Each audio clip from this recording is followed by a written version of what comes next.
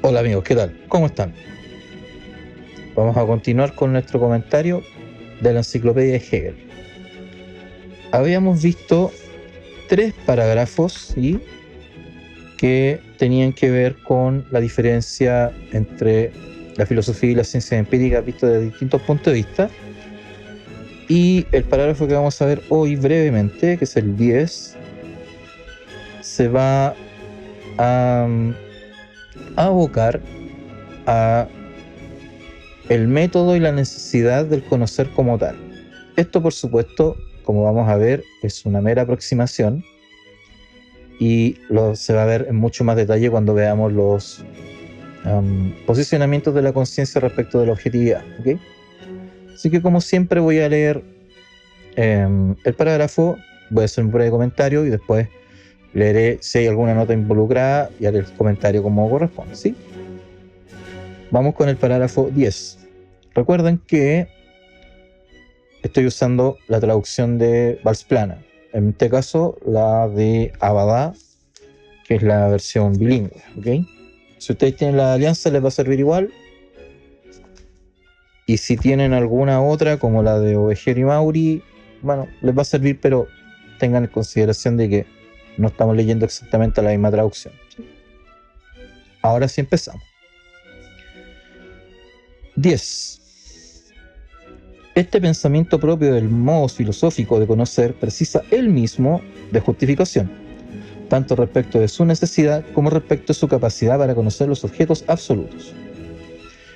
Este asunto, sin embargo, es en sí mismo conocimiento filosófico y cae por consiguiente dentro de la filosofía. Una explicación provisional, por tanto, tendría que ser una explicación afilosófica y no podría ser otra cosa que un entramado de suposiciones, aseveraciones y raciocinio, es decir, de afirmaciones contingentes, a las que se podrían oponer las contrarias con el mismo derecho. En este parágrafo, en realidad, Hegel nos quiere decir por lo menos 2 cosas, ¿no? Lo primero es que, digamos, la filosofía como tal se justifica en su propia marcha, ¿okay? Por lo tanto, no vamos a obtener un concepto o una definición que nos justifique, digamos, a la filosofía como tal desde un punto de partida cualquiera, ¿no? En la lógica, de hecho, hay una... Hegel se lo pregunta cuando hace esto de por dónde iniciar el comienzo de la ciencia. Lo vamos a ver después, ¿okay? Este parágrafo es provisional ya, así que no nos vamos a meter en eso inmediatamente.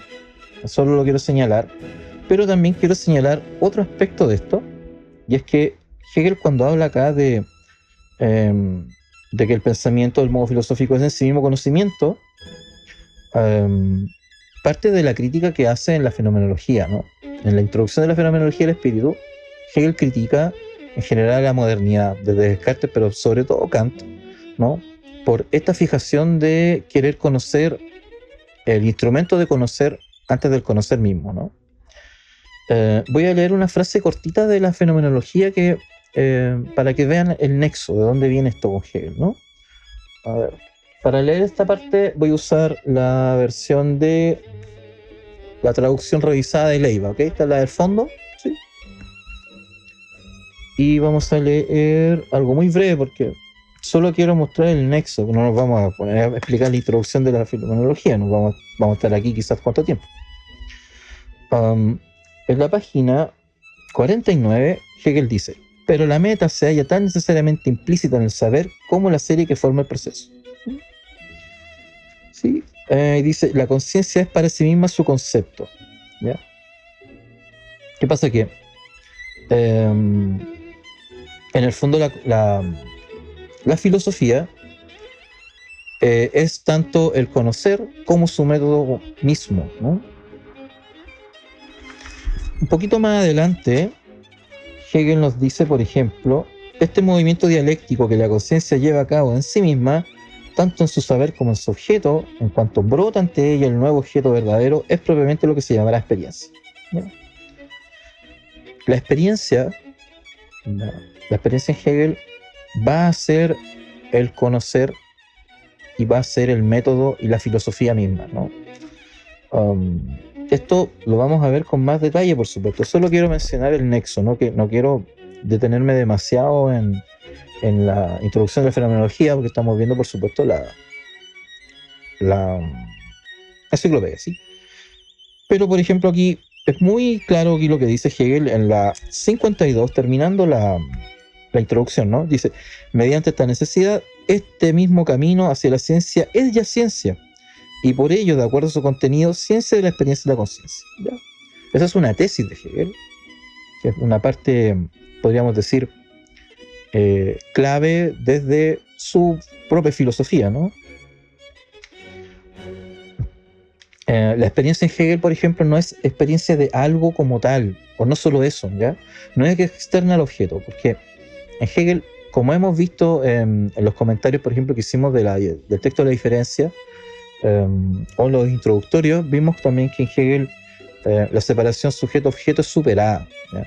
En la fenomenología, por ejemplo, eso ocurre al final del capítulo de la conciencia. Después de fuerza de entendimiento, ahí hay una metáfora del telón, ¿no? Que es bien conocida, pero que en algún momento le iremos a ver más detalles, donde Hegel muestra que en el fondo el sujeto y el objeto no son realmente algo tan separado, ¿no? Bueno, quería mostrar ese nexo, ¿sí? Vamos a seguir con la nota al 10.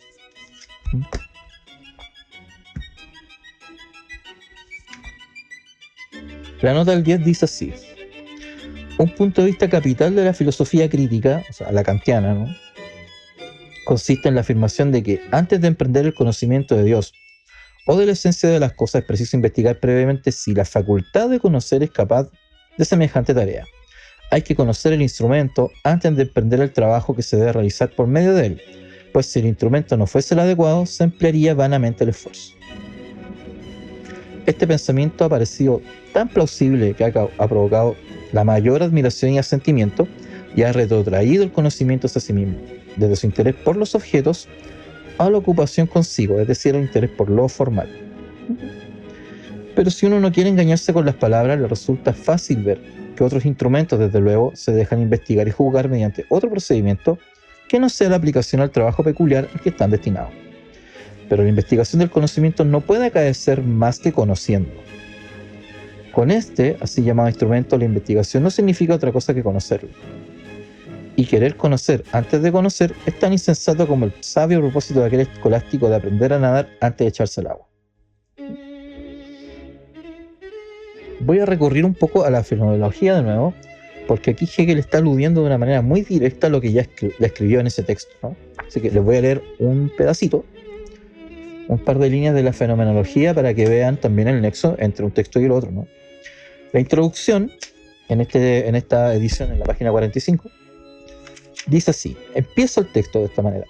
Es una representación natural el que en filosofía, antes de entrar en la cosa misma, es decir, en el conocimiento efectivamente real, de lo que es en verdad, sea necesario ponerse de acuerdo previamente sobre el conocimiento, considerado como un instrumento que sirve para apoderarse del absoluto o como el medio a través del cual esté mirado. La referencia de Hegel es directa, ¿sí? Por supuesto, Hegel critica eso, ¿no? Acá en la introducción a la fenomenología lo hace, parte con esta crítica, ¿no?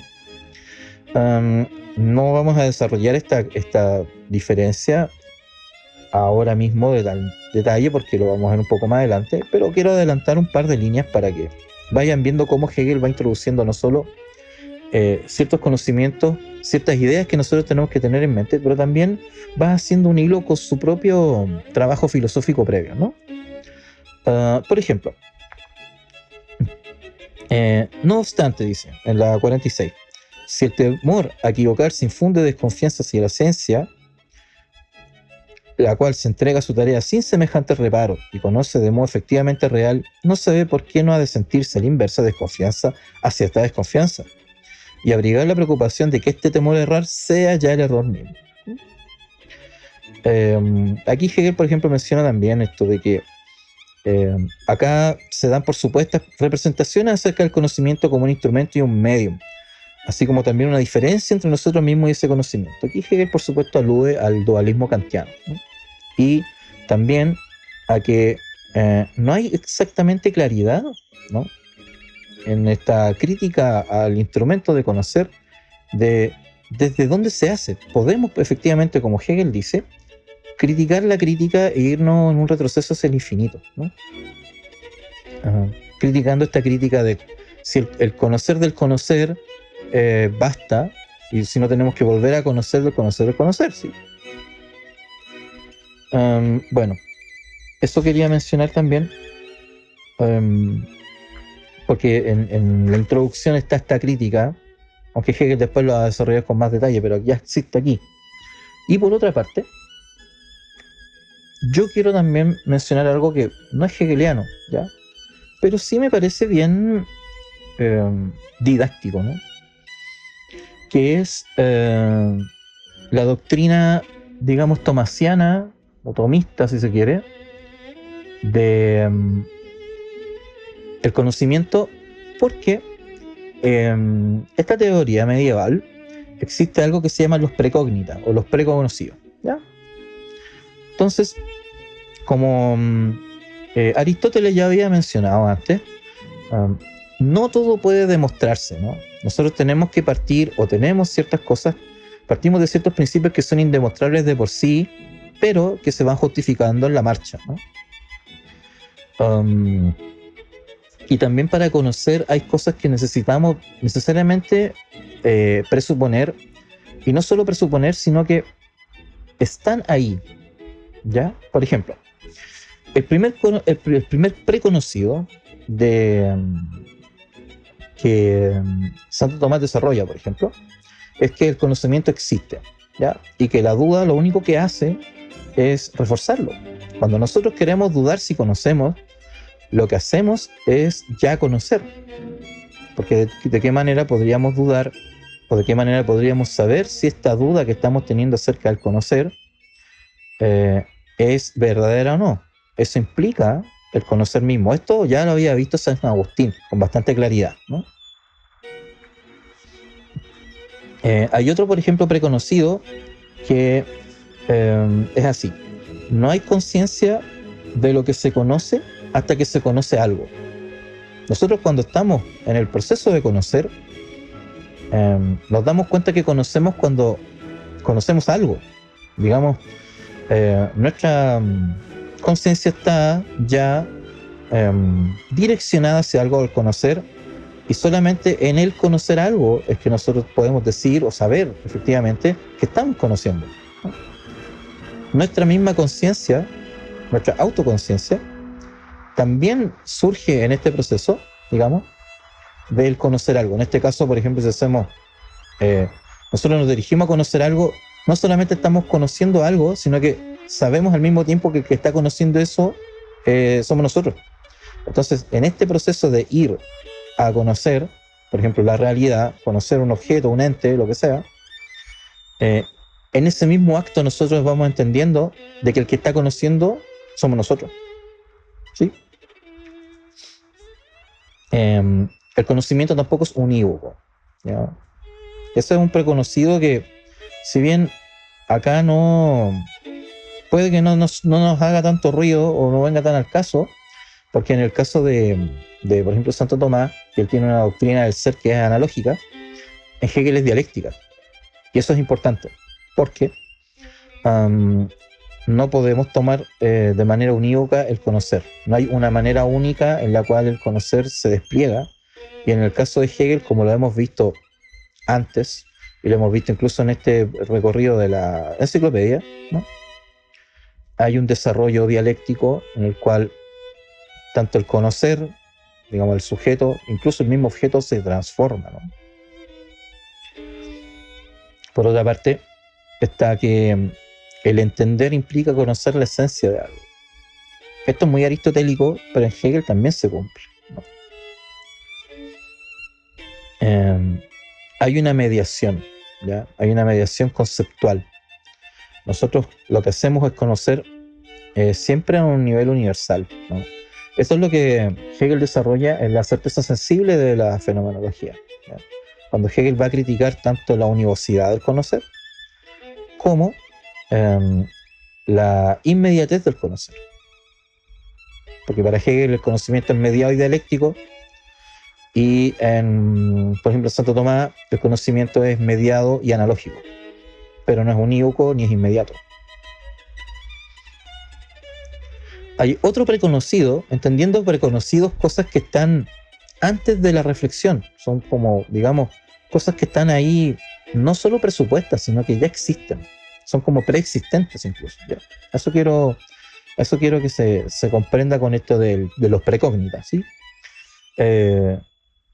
Nosotros tenemos alguna idea de lo que es el conocer, ¿ya? Y el conocimiento, el concepto del conocer, por decirlo así, o el concepto del conocimiento es algo que se va desarrollando, ¿ya? En esto también podríamos decir que Santo Tomás y Hegel están en una línea similar, ¿no? Como ya leímos, ¿cierto? Que el método y el conocer son lo mismo, y el conocer es filosofía, o sea, es ciencia también. Nosotros vamos perfeccionando un concepto del conocer y vamos perfeccionando el conocimiento mismo. Tanto el conocimiento como tal, como el método como tal, se va perfeccionando en la experiencia, ¿sí? Pero nosotros partimos ya con una idea de qué es conocer, ¿ya? Por eso es que, por ejemplo, la duda cartesiana tiene estos preconocidos, aunque Descartes no lo diga, él ya presupone conceptos de conocimiento, presupone que sabe, presupone una autoconciencia, ¿no? Por eso es importante mostrarlo, ¿no? Porque de repente en la lectura de Kant queda la idea de que de un cierto mecanicismo en el conocer, ¿no? Como que falta algo en el conocer, como que hay unos presupuestos que no están muy explicitados. Eso es lo que Hegel critica en la fenomenología, y Hegel también lo saca. Y por supuesto el conocimiento se origina en los entes reales, ¿ya? O sea, el conocimiento se origina en la experiencia. Sin experiencia no hay conocer. En otras palabras, tenemos que conocer algo, ¿sí? Husserl, por ejemplo, con su noción de intencionalidad, también lo señala, ¿no? Que la conciencia es conciencia de algo y el saber es saber de algo. Me detuve en estos precognitas, en estos preconocidos, porque Hegel también, de alguna manera, asume de que hay cosas presupuestas. En el caso de la lógica, por ejemplo, Hegel presupone el ser puro, que es el resultado de toda la fenomenología. Y en la fenomenología se presupone la naturaleza, se presupone la existencia bruta, digamos, de cosas, ¿no? Partimos del recorrido en la fenomenología con un sujeto y con objetos, ¿no? En Hegel esta justificación se va haciendo circular, ¿no? por su sistema, que ya también lo hemos hablado. Pero quería profundizar en estos conceptos que no son específicamente hegelianos, pero conversan bien con Hegel en cuanto a que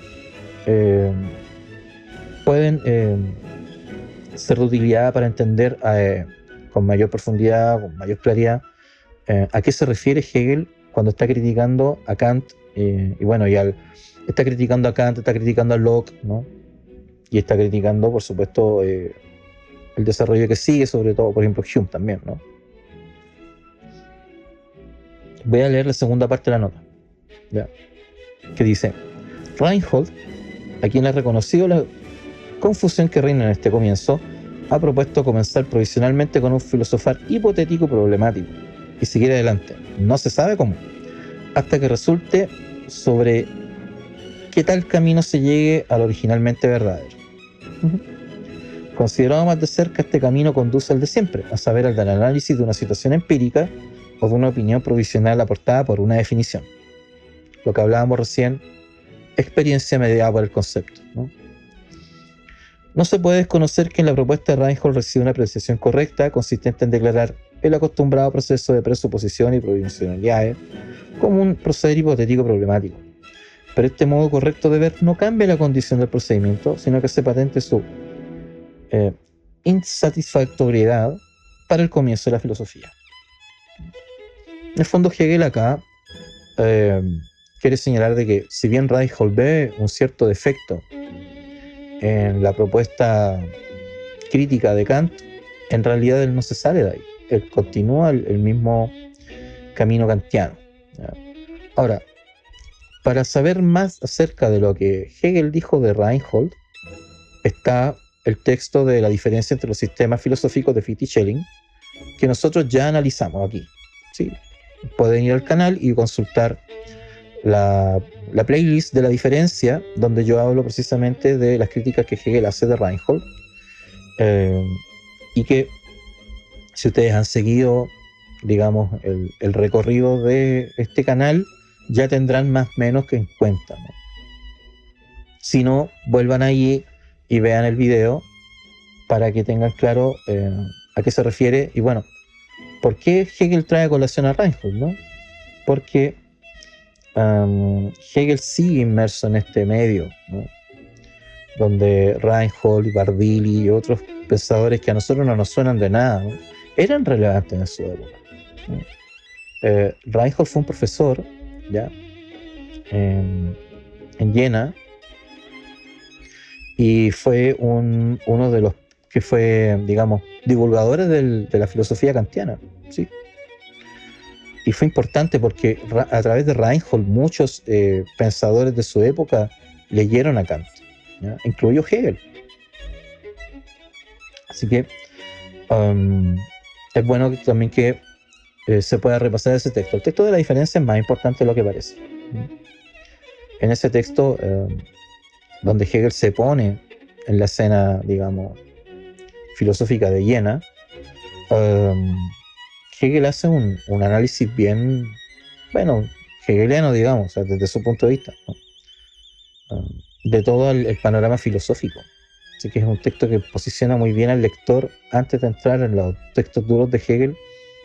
Posiciona muy bien al lector en el ambiente filosófico de la época. Lo mismo que, por ejemplo, las cartas sobre criticismo y dogmatismo de Schelling, ¿no? Y hay otro texto de Schelling que es muy bueno, que es el texto donde explora la literatura filosófica más reciente, ¿no? Que también son textos muy buenos para entrarse en el, digamos, en el ambiente filosófico de esa época, ¿sí? Así que por hoy lo vamos a dejar hasta acá, algo un poco más breve, pero que ya vamos interiorizándonos más en lo que Hegel nos quiere decir desde sí, ¿no? Así que lo dejamos hasta aquí y hasta la próxima. Por supuesto, antes de despedirme,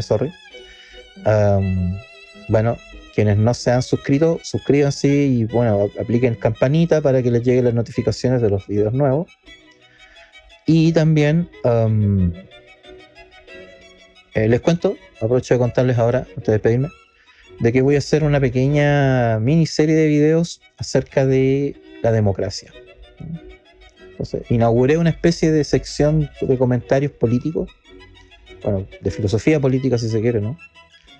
Y voy a hacer un recorrido de la democracia desde Platón a Hegel, ¿sí? Eso lo voy a ir intercalando mientras vamos avanzando con la enciclopedia. ¿Por qué es importante? Porque hoy en día digamos, la contingencia política está muy fuerte, ¿sí? Está muy delicada. Y la mayoría de la gente presupone, por ejemplo, el tema de la democracia. Presupone, por ejemplo, que la democracia es como un sistema que poco menos que ha estado desde siempre, como si fuera el único o como si estuviera exento de problemas. Entonces, vamos a revisar críticamente la democracia en cuanto a cómo lo han visto a varios pensadores, ¿no? Yo tengo en mente como unos 8 o 9, ¿sí? Creo que voy a hacer algo así como Platón, Aristóteles por lo antiguo. Por lo medieval voy a ver, por ejemplo, Santo Tomás con Marsilio de Padua, puede ser. Y la modernidad yo creo que la voy a dividir en dos. Yo creo que voy a ver probablemente Hobbes, Locke y Rousseau como primera modernidad. Y como segunda modernidad voy a ver Kant, Tocqueville y Hegel, por supuesto. No puedo faltar Hegel, ¿sí?